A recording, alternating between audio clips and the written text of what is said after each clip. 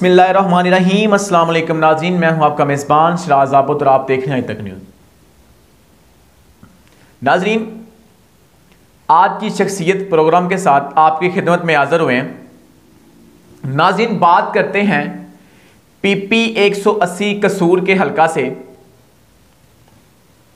PP 180 इस time सियासत का गढ़ बन चुका है।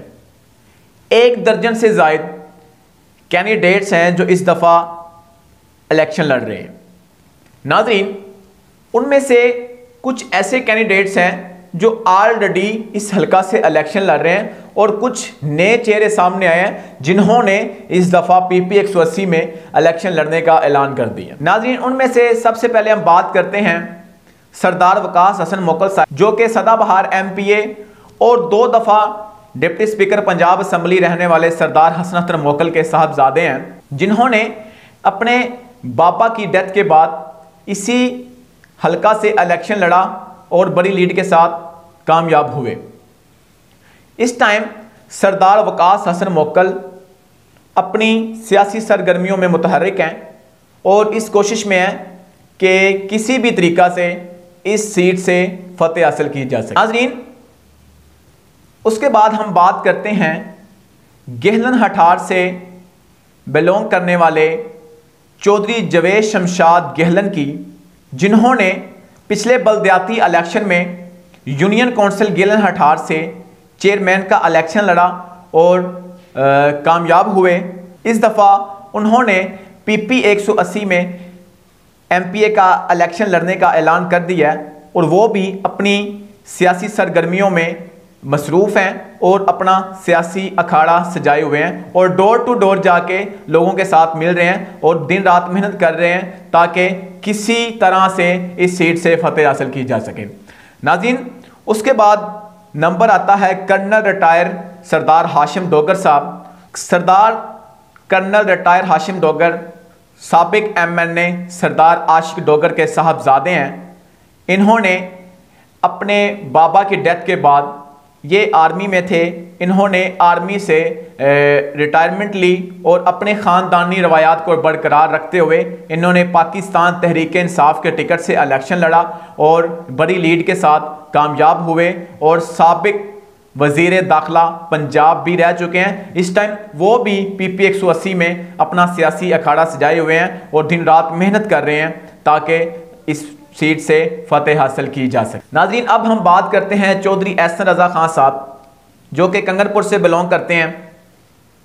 उन्होंने गुज़श्ता इलेक्शन में सरदार हसन मोकल, जो कि सदाबहार MP हैं, उनको शिकस्त दी और मेंबर पंजाब असम्बली बने और अगले ही इलेक्शन में सरदार हसन मोकल के साहबजादे सरदार वकास हसन मोकल ने उनके मुखालिफ इलेक्शन लड़ा और बड़ी लीड के साथ कामयाब हुए और हिसाब चुकता कर दिया। नाज़रीन, उसके बाद नंबर आता है सरदार हारून अहमद अली, जो कि साबिक वज़ीर ख़ारजा सरदार आसिफ अहमद अली के छोटे भाई हैं, जबकि उन्होंने पाकिस्तान पीपल्स पार्टी से MNA का इलेक्शन लड़ा और साबिक वज़ीर ख़ारजा भी रह चुके हैं। ये अब उनके छोटे भाई हैं। इन्होंने PP 180 में MPA का इलेक्शन लड़ने का ऐलान कर दिया है और ये भी PP 180 हलका में अपना सियासी अखाड़ा सजाए हुए हैं और लोगों के साथ मिल रहे हैं ताकि इस सीट से कामयाबी हासिल कर सकें।